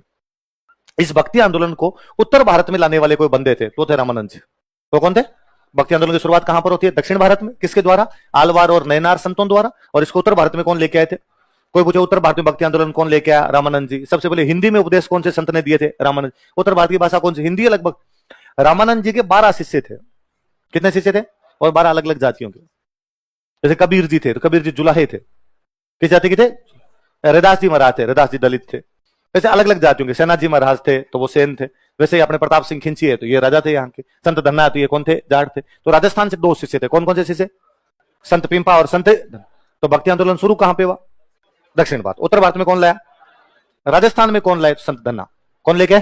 कभी संत धन्ना ऑप्शन में नहीं हो तो पिंपा मान लेना, और यदि ऑप्शन में हो तो हमेशा क्या मान लेना आपने? धन्ना। लिख लो, इन्होंने राजस्थान में भक्ति आंदोलन की शुरुआत की। ही स्टार्टेड भक्ति मूवमेंट इन राजस्थान। इन्होंने राजस्थान में भक्ति आंदोलन की शुरुआत की।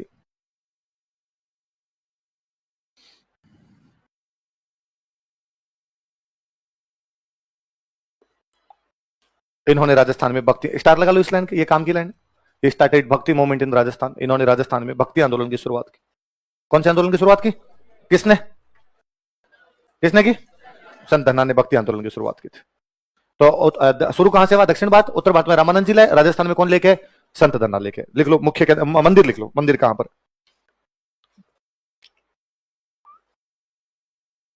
जोधपुर में एक जगह पड़े, बोरानाडा। रोड पे मंदिर बना हुआ है, कभी जाओ तो आप देखना। कहां पर बना मंदिर बताओ देखिए? बोरानाडा। बोरानाडा कहां पे? जोधपुर के अंदर। संत धन्ना पंजाब में बहुत लोकप्रिय है। तो कोई पूछे भाई राजस्थान के कौन से संत पंजाब में भी लोकप्रिय हुए, तो कौन थे? लिख लो, यह है पंजाब में भी लोकप्रिय है। He is also famous in Punjab, he is also popular in Punjab. तो कोई पूछे भाई रामानंद जी के राजस्थान में 2 शिष्य कौन कौन थे, नाम बताओ, तो कौन कौन थे? संत धन्ना और संत पिंपा। संत पिंपा तो कहां के हैं? गागरोन के। संत धन्ना कहां के? धुआं कला, टोंक। इसलिए पिंपा जी वाली गुफा भी कहां बनी हुई है? टोडा में। टोडा कहां पर पड़ता है? टोंक। तो कहते हैं इस गुफा में पिंपा जी और धनाजी मिले थे। पिंपा जी और धनाजी की मुलाकात हुई थी वहां पर, क्योंकि धनाजी यही कहां गए? टोंक। और स्वाभाविक बात है यदि पिंपा जी टोंक आएंगे तो अपने क्लासमेट से मिलकर तो जाए। डिस्कस किया होगा कि वैकेंसी आने वाली है, ग्रुप स्टडी कैसे करें, सेल्फ स्टडी कैसे करें, रूम लिया होगा, अलग से पढ़े होंगे गुफा के अंदर बैठ के। तो गुफा बाद में कहां पर बनी हुई है? टोडा। टोडा कहां पर पड़ता है? टोंक। अगले संत लिखो। नवलदास।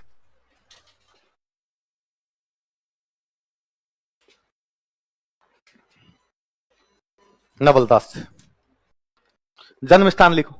नागौर में गांव पड़ता है हरसोलाव, बर्थ प्लेस हरसोलाव नागौर।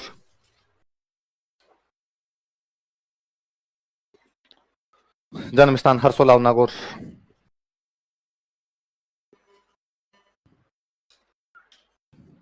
मुख्य केंद्र जोधपुर। मुख्य केंद्र जोधपुर। जन्म स्थान हरसोलाव नागौर।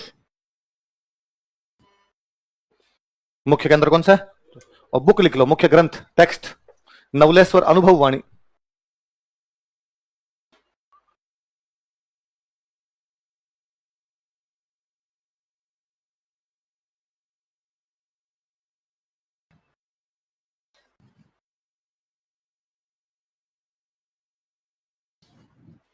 नवलेश्वर अनुभव वाणी ग्रंथ कौन सा इनका? बस तीन ही बातें याद रखनी। बताओ क्या क्या तीन बातें हैं? जन्म स्थान हरसोलाव, मुख्य केंद्र जोधपुर, और बुक का नाम नवलेश्वर। दोबारा बताओ देखिए। जन्म स्थान हरसोलाव, मुख्य केंद्र जोधपुर, और बुक का नाम। चलो आगे लिखो। लालगिरी, स्वामी लालगिरी।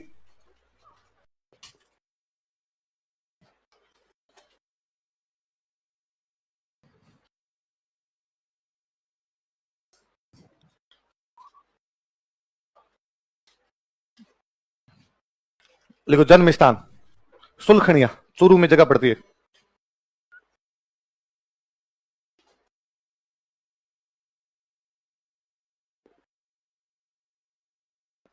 जन्म स्थान कहां पर है? सुलखनिया, चूरू। मुख्य केंद्र लिख लो बीकानेर, मेन सेंटर बीकानेर।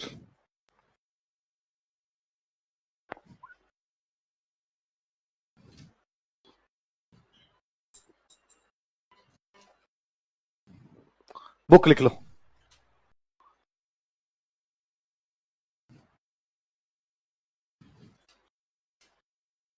अलग स्तुति प्रकाश।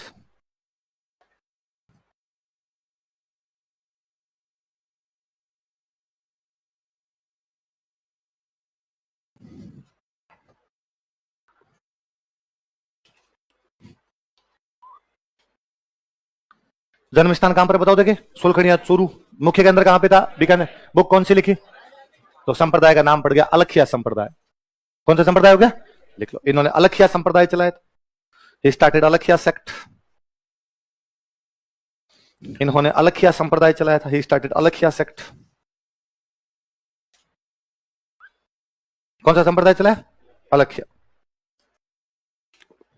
चार बातें। जन्म स्थान सुलखनिया, मुख्य केंद्र बीकानेर, बुक का नाम और संप्रदाय का नाम। अगला लिखो संत दास।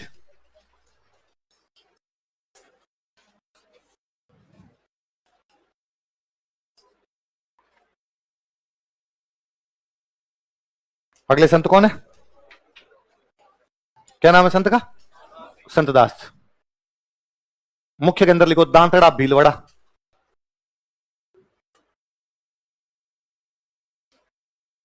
मुख्य केंद्र कौन सा है? दांतड़ा भीलवाड़ा। सारे दिन गूदड़ी ओढ़ के बैठे रहते, इसलिए संप्रदाय हो गया गुद्दड़। कौन सा संप्रदाय हो गया? लिख लो। इन्होंने गुद्दड़ संप्रदाय चलाया था। He started Guddar sect. कौन सा संप्रदाय चलाया? अच्छा, आप में से ऐसा तो कोई नहीं है जो नहीं जानता हो गूदड़ी क्या होती है? कौन कौन लोग है जो नहीं जानते कि गूदड़ी क्या होती है? हमें पता चले अमीर कौन कौन है क्लास में। हाँ, या तो गूदड़ी को और कुछ बोलते होंगे आप। राली, राली राली कहते हैं गांव में। और तो क्या कहते हैं? हाँ, क्या बोलते हैं? रतुली, गदुली। हाँ, गूदड़ी गदुली तो एक ही हो गया। हाँ, गोदड़ी वो एक ही बात है, वो तो प्रोनाउंसिएशन थोड़ा थोड़ा चेंज है। गूदड़ी, गोदड़ी, गदुली। राली, राली भी मेरा सुना हुआ है कि राली कहते हैं। और कुछ नाम लेते हैं। अरे बचपन में टावरों को सुलाने के लिए, है टावरों के लिए छोटी होती है वो गूदड़ी, और थोड़े बड़े हो जाते हैं उनको गूदड़े। जितने पुराने कपड़े हैं वो सारे पुराने कपड़े इकट्ठे किए, ऊपर मम्मी के घाघरे वाला वो कवर बनाया, लहंगे वाले वही कवर हुआ करते थे। वो फिर वो मोटी सुई, मोटे वाले सुई, उसमें धागे धागे लगाते है ना, वैसे ऐसे भाई ये पतली वाली सुई तो निकलती नहीं उसके अंदर। और फिर वो तो ये रुई रुई नहीं, सुइया नहीं, सुआ अलग है।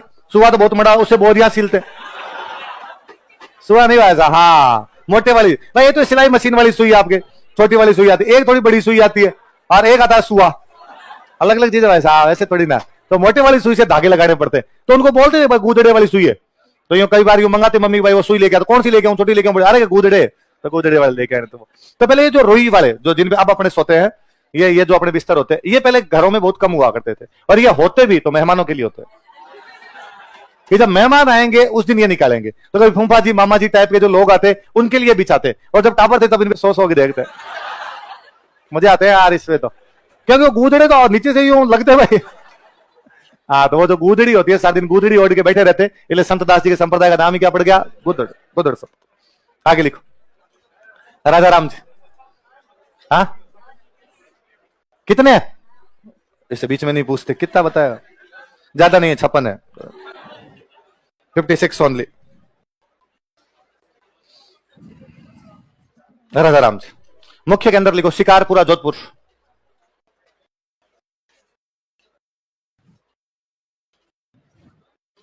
मुख्य के अंदर शिकारपुरा जोधपुर। जसनाथ जी और जाम्बू महाराज की तरह इन्होंने भी पर्यावरण संरक्षण का संदेश दिया था, लिख लो। इन्होंने पर्यावरण संरक्षण का संदेश दिया था। He give message of environment conservation. इन्होंने पर्यावरण संरक्षण का संदेश दिया था। He give message of environment conservation, पर्यावरण संरक्षण का संदेश दिया था।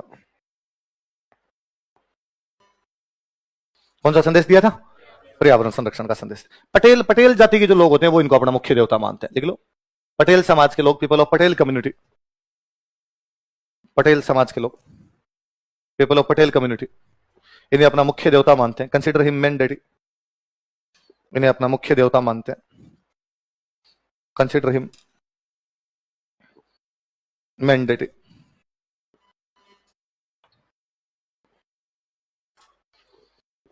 अगले लिखो नरहड़ पीर। झुंझुनू में जगह का नाम एक नरहड़, वहां के पीर बाबा, इसलिए नाम क्या हो गया, नरहड़ पीर।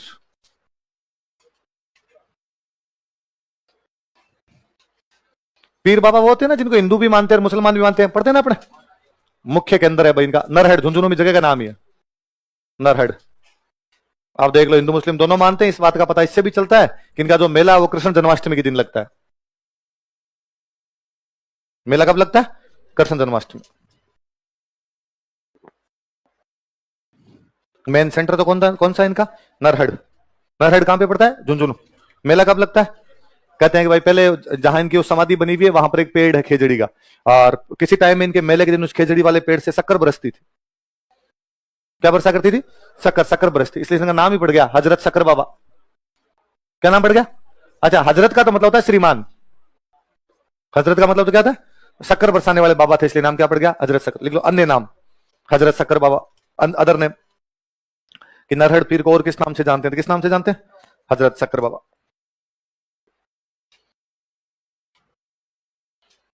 हजरत शक्कर बाबा। तो मुगल बादशाह हुआ था एक जहांगीर, तो जहांगीर के घर का नाम था सलीम।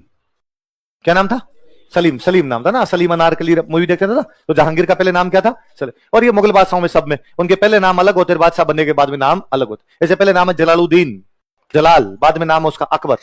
पहले नाम है सलीम, बाद में नाम है उसका जहांगीर। पहले नाम है खुर्रम, शाहजहां। पहले नाम है आलमगीर, बाद में नाम है उसका औरंगजेब। तो ये इनके सबके अलग ही हुआ करते थे।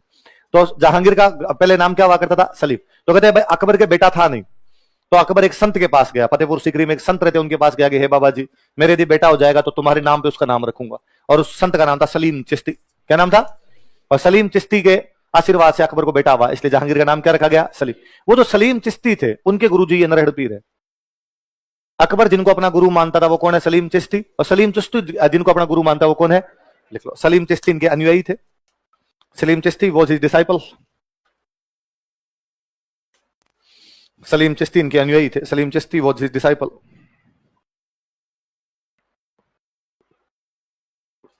सलीम चिश्ती क्या थे? इनके अनुयायी थे। डूंगरपुर बांसवाड़ा वाला जो इलाका उसको अपने बोलते हैं वागड़। क्या बोलते हैं? ये जो चूरू झुंझुनू हनुमानगढ़ वाला ये जो बेल्ट पड़ता है इसको बोलते हैं बागड़। क्या बोलते हैं? तो बागड़ के लोग नरहड़ पीर के ज्यादा आते हैं इसलिए इनका नाम पड़ गया बागड़ का धनी। क्या नाम पड़ गया? धनी का मतलब मालिक, धनी का मतलब स्वामी या मालिक। तो बागड़ के स्वामी कौन है? नरहड़ पीर। लिख लो, इन्हें बागड़ का धनी कहा जाता है। He is called as master of Bagar. इन्हें बागड़ का धनी कहा जाता है। He is called as master of बागड़।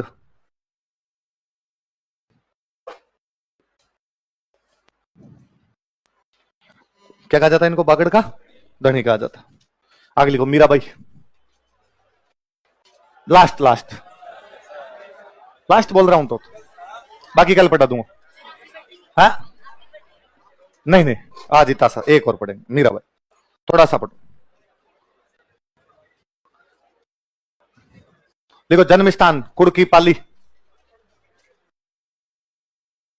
पिता का नाम रतन सिंह, माता का नाम वीर कंवर।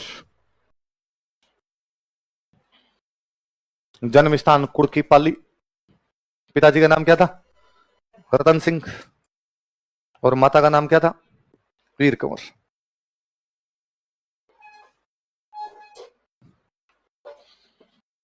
इनके जो पिताजी थे ना वो आपके मेड़ता में एक राजा हुए थे वीरमदेव, पढ़ते अपने खानवा के युद्ध के अंदर है ना, जो जाते वीरमदेव, उनके छोटे भाई थे। और रतन सिंह ने भी खानवा युद्ध में भाग लिया था और उस युद्ध में लड़ते हुए शहीद हुए थे। तो मीराबाई के पिता कौन से युद्ध में काम आए थे? लिखो, रतन सिंह ने अपने भाई मेड़ता के राजा वीरमदेव के साथ खानवा युद्ध में भाग लिया था। रतन सिंह ने अपने भाई मेड़ता के राजा वीरमदेव के साथ खानवा युद्ध में भाग लिया था। Ratan Singh, along with his brother Mertas King Viramdev, participated in Battle of Khanwa. Ratan Singh, along with his brother Mertas King Viramdev, participated in Battle of Khanwa. Ratan Singh ने अपने भाई वीरमदेव के साथ खानवा युद्ध में भाग लिया था। अपने भाई वीरमदेव के साथ खानवा युद्ध में भाग लिया था। Along with his brother Merta's king Viramdev participated in Battle of Khanwa, तथा इस युद्ध में लड़ते हुए मारे गए थे। रतन सिंह है ना, वीरमदेव नहीं, Ratan Singh. And he died while fighting in this battle, तथा इस युद्ध में लड़ते हुए मारे गए थे। And he died while fighting in this battle. अच्छा, मीराबाई का जो पूरा पालन पोषण था वो इनके दादाजी ने किया था। दादाजी का नाम था दुद्दा। क्या नाम था? और इनका पालन पोषण हुआ था मेड़ता में। कहां पर हुआ था भाई? इनकी राजधानी दुद्दा जी की कौन सी थी? मेड़ता। लिख लो, मीराबाई का पालन पोषण इनके दादाजी दुद्दा ने मेड़ता में किया था। मीराबाई का पालन पोषण इनके दादाजी दुद्दा ने मेड़ता में किया था। Mirabai was brought up by her grandfather Dudda at Merta. Mirabai was brought up by her grandfather Dudda at Merta. Mirabai का पालन पोषण इनके दादाजी दुद्दा ने मेड़ता में किया था। दुद्दा ने मेड़ता में किया था। Was brought up by her grandfather Dudda at Merta. Dudda ji भगवान कृष्ण के भक्त थे, तो वो भगवान कृष्ण की पूजा करते, तो बच्ची को भी डेली आरती में अपने साथ बिठा लिया करते। कहते एक दिन दुद्दा जी जो थे वो बारात आ रही थी तो घर के बाहर खड़े थे, मीरा को बारात दिखा रहे थे। छोटी बच्ची थी तो जिज्ञासा बस पूछ रही थी, भाई ये जो नए कपड़े पहन रखे हैं, घोड़ी पे बैठा है, कौन है? तो ये दूल्हा है। नए कपड़े क्यों पहने इसने? इसकी आज शादी है। किससे होगी इसकी शादी? तो जो दुल्हन थी उनका नाम बताएगी, वो जो जीजी है उससे इनकी शादी होगी। तो टापर पूछती पूछती पूछ बैठी कि मेरी भी शादी होगी क्या? तो उन्होंने कहा हाँ तेरी भी शादी करें। तो मेरा दूल्हा कौन होगा? तो लगा अब क्या नाम लिया जाए, तो भगवान कृष्ण की तरफ इशारा किया कि तेरे दूल्हे ये हैं। मीराबाई सीरियस ले गए। मीराबाई बाद में भगवान कृष्ण को अपना पति मान के सगुण पूजा करते। उनकी कैसी पूजा करते? बाद शादी भी मीराबाई की संगा के बड़े बेटे थे भोजराज, मैंने बताया था, तो भोजराज जी के साथ लिख लो पति भोजराज।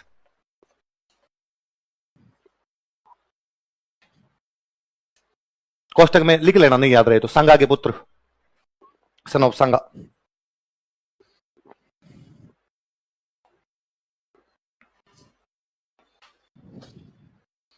कौन है पति? कौन है? भोजराज। लेकिन बाद में ये अपने यहाँ पीहर भी रहते, मेड़ता रहते, तो भगवान कृष्ण की पूजा करते। वहां जाने के बाद भी इन्होंने भोजराज जी से कहा कि भाई देखो सांसारिक जीवन लिया है, सांसारिक जीवन में सारे काम काज होते हैं, शादी ब्याह होते हैं, इसलिए मेरी भी आपसे शादी हो गई, लेकिन मेरा मन नहीं है संसार में।